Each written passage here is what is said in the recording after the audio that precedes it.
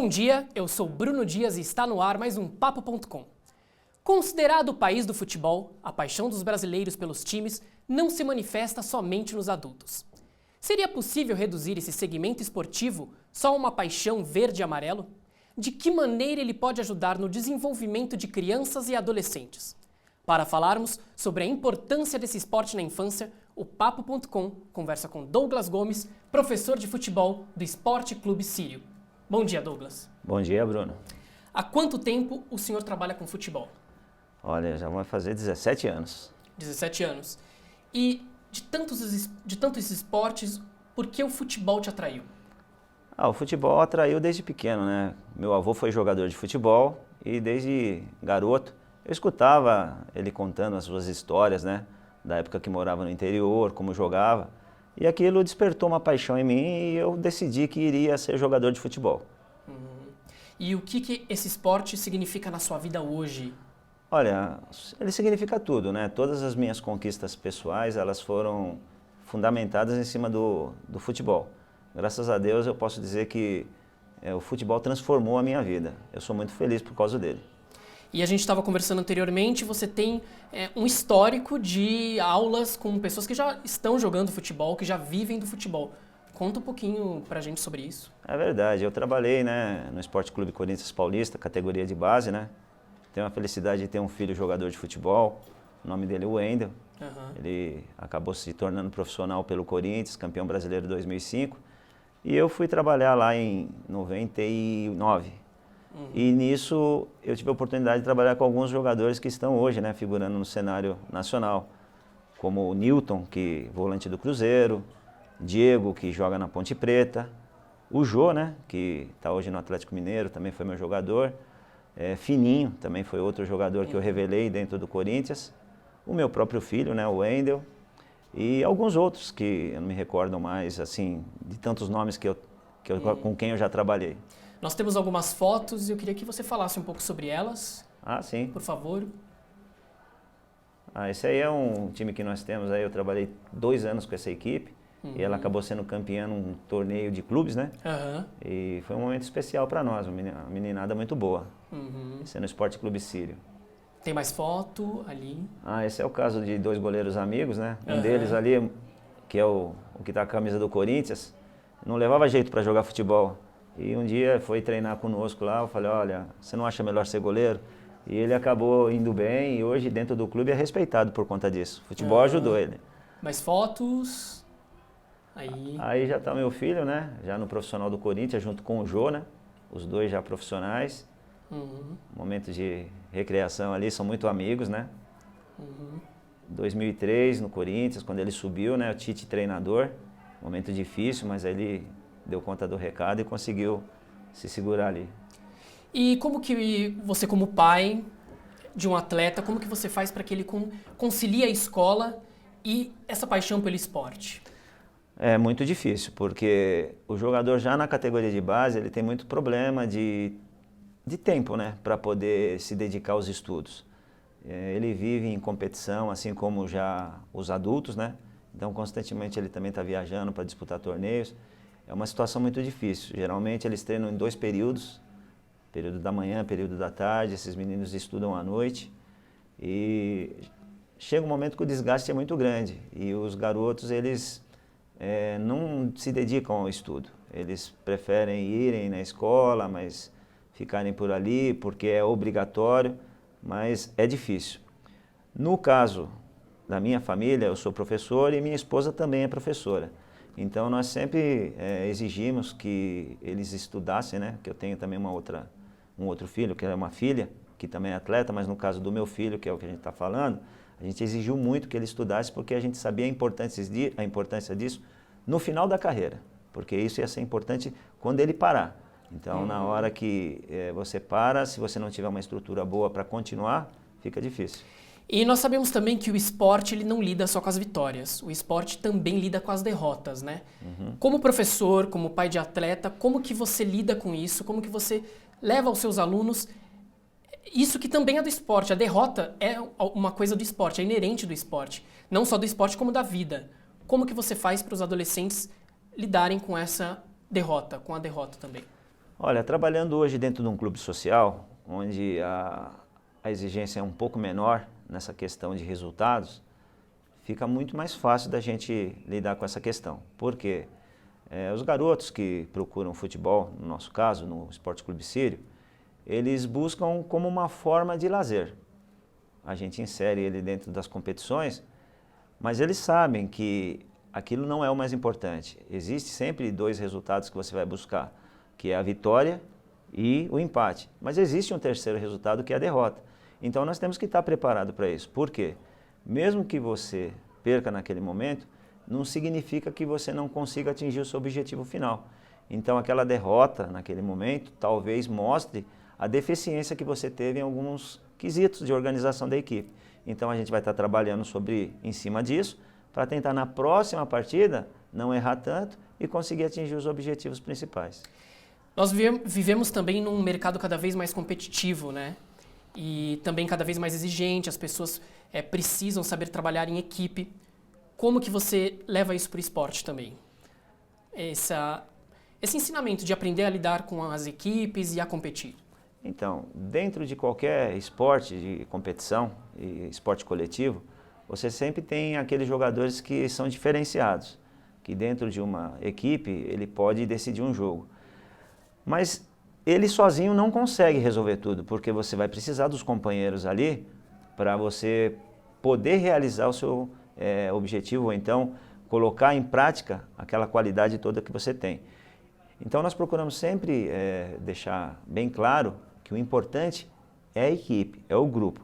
Todo trabalho em equipe vai dar um resultado positivo maior no final do que o trabalho individual. Então, o trabalho em equipe vai ajudar não só dentro do esporte, mas eu acredito que na vida pessoal, na vida inteira dessas pessoas. E mito ou realidade, o esporte, ele ajuda no combate às drogas?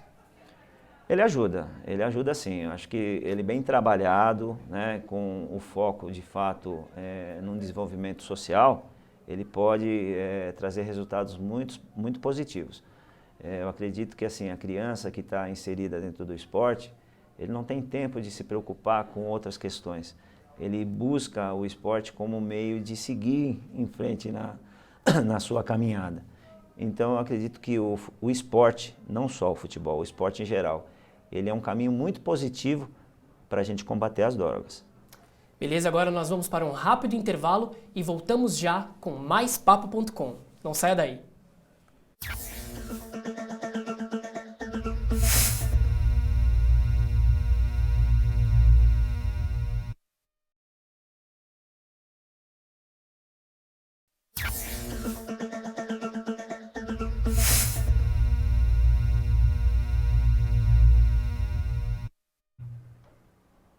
Estamos de volta! Hoje o Papo.com conversa com o professor de futebol Douglas Gomes, que fala sobre a importância do futebol para crianças e adolescentes.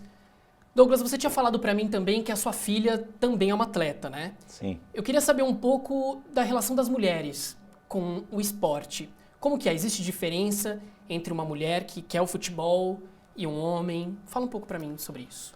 Existe um pouco de diferença, sim, porque hoje, dentro da nossa cultura, o futebol é voltado mais para os homens, né?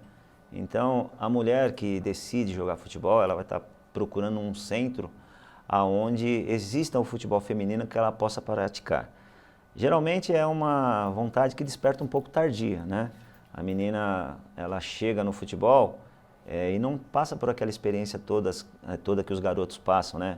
Que desde novinho eles jogam com os pais, né? A menina não tem esse hábito. Muitas vezes ela viu o futebol feminino em algum lugar e achou interessante e fala assim, ó, decidi jogar futebol. E esse período de adaptação, ele é um pouco complicado. Então você tem que ter um cuidado muito grande, porque se essa menina não encontrar aquilo que ela está procurando, a probabilidade dela desistir do futebol é grande. E por que o futebol feminino no Brasil não é tão incentivado como nos Estados Unidos, por exemplo?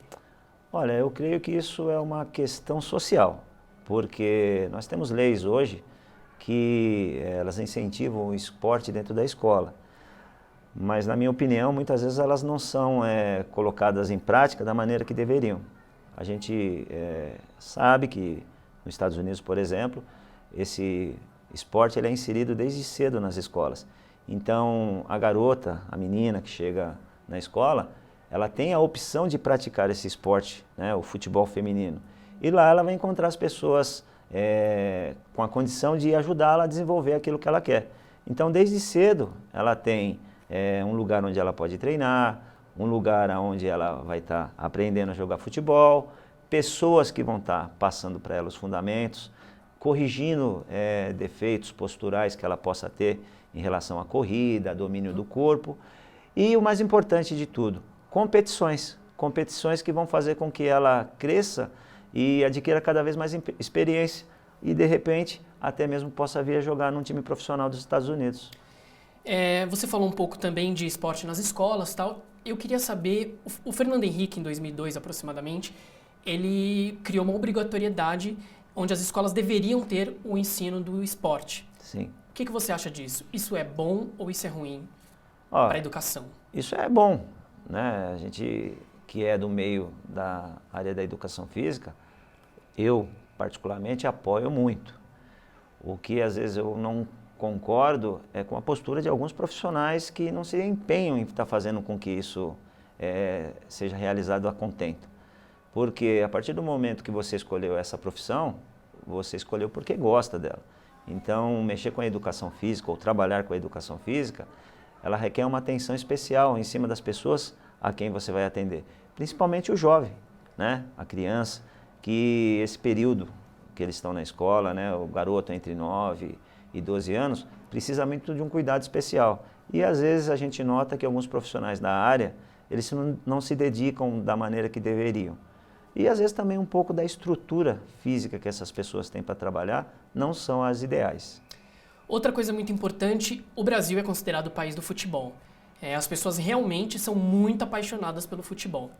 Só que em contrapartida, tem sido cada vez mais frequente episódios de violência nas torcidas, de racismo e de vários outros tipos de preconceito.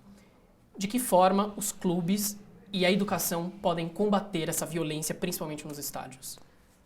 Você tocou num ponto importante. Eu acho que o segredo de tudo é a educação, né? A partir do momento que o povo começa a ter essa consciência que o esporte é um espetáculo, onde ele vai para se divertir, levar a família, torcer pelo time do seu coração, eu acredito que ele vai trazer algo de bom para si, né? Que é aquele momento de lazer das famílias. Porém, a gente está observando que as pessoas estão indo para o campo de futebol para extravasar os seus problemas. E elas estão deixando isso aflorar de uma maneira onde ela acaba fazendo com que a violência seja o foco principal.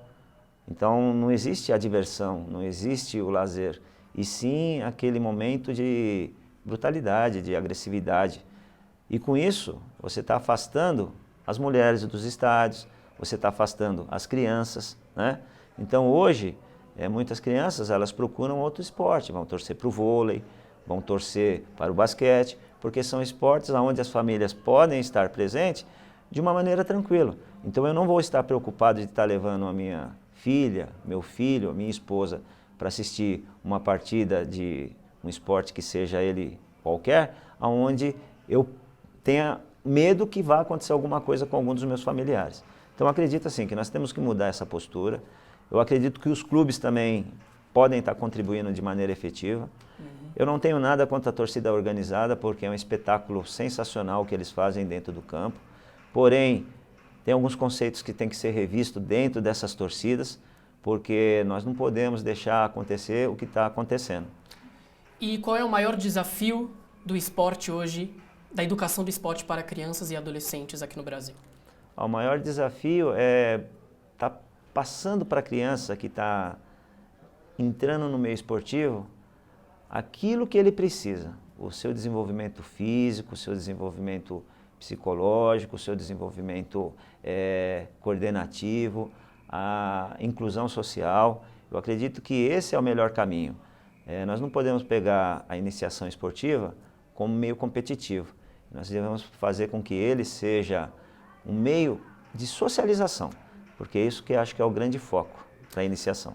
Beleza, eu gostaria de agradecer a sua presença, muito obrigado por estar aqui e estamos à disposição.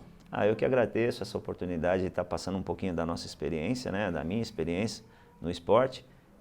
Espero que a gente tenha atingido aí o objetivo de estar passando para o público as informações sobre o que é o esporte. Muito obrigado. Ou futebol, né? Bom, hoje o Papo.com termina por aqui, mas nós nos vemos numa outra oportunidade. Muito obrigado pela sua audiência e até a próxima.